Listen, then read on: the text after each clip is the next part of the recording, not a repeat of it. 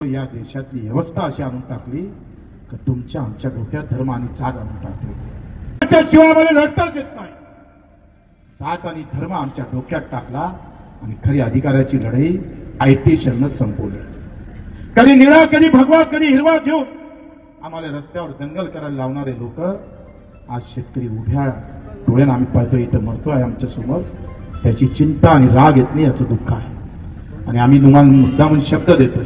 मला अतिशय चांगलं वाटलं त्या शिवसेनेनं हे कर्जमाफीची मागणी लावून धरली, याच्याबद्दल बच्चू कडूचा तुम्हाला मानाचा मुद्रा आहे। आपल्या सर्वांना धन्यवाद देतो, आभार मानतो। पक्ष कोणताही असू द्या, पण शेतकरी मात्र डोक्यातून जाऊ देऊ नका। जो आम्ही पाहतोय राबतोय, रात्रीचा दिवस आणि दिवसाची रात्र करून रक्ताचं पाणी करतोय, तो बाप माझा शेतकरी आहे, त्याच्याशिवाय माझा कुणी नाही, हे डोक्यात घेणं फार महत्वाचं आहे। आणि मग माझ्यावर काही टीका टिप्पणी होऊ द्या, मी त्याची पर्वा नाही करत, आम्ही त्याची पर्वा करणारही नाही आहे।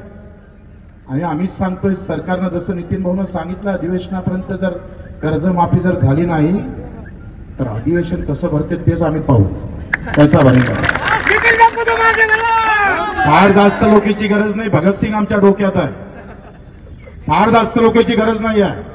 3.5 लाख शेतकऱ्याच्या आत्महत्या म्हणजे एक तालुका बंदा मेला।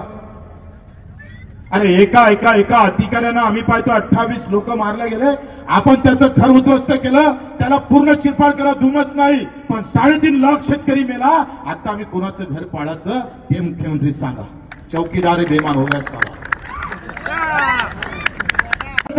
तो काश्मीरमध्ये कमी येत नाही, प्रचंड भ्रष्टाचार वाटतं आणि बोलून कर्जमाफी देत नसन तर सांगतोय आम्ही उद्या तुमच्या दारावर आल्याशिवाय राहणार नाही।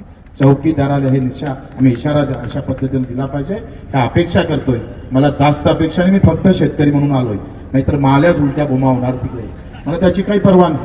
काही झालं, अख्खा आयुष्य राजकारणाचं बुडलं तरी चालत, पण शेतकरी जिथं जिथं म्हणून आंदोलन करन तिथं तिथं झेंडा आणि धर्म आणि जात आणणार नाही, पक्ष आणणार नाही। एक कार्यकर्ता आणि एक शेतकरी म्हणून हजर राहण्याचा मला तुम्ही जो काही बहुमान दिला त्याबद्दल आपल्या सर्वांचे आभार।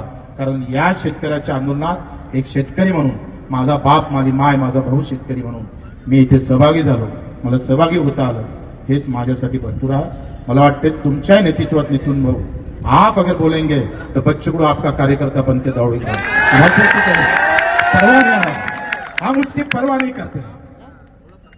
कौन बड़ा है कौन छोटा है, इससे ज्यादा हमारा किसान बड़ा है, किसान बड़ा। शेतकऱ्याशिवाय आमचं कोणी मोठं नाही आहे आणि त्याच्यासाठी शेवटपर्यंत कुठं आहे जिथं म्हणाल तिथं आणि जिथं चालायला लावान तिथं